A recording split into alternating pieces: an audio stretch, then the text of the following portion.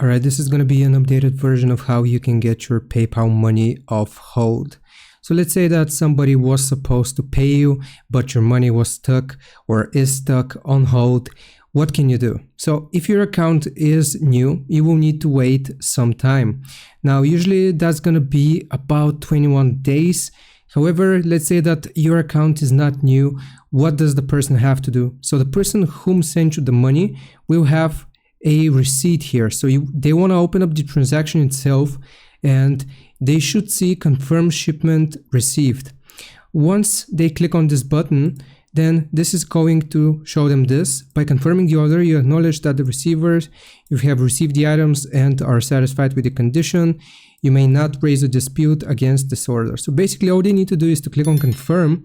And once they confirm this, the freelancer, or in that case yourself, will get the money immediately. But that is going to be if your account is not new. If your account is new, you will need to wait 21 days for the first transaction to go through, and afterwards the payment will be released to you.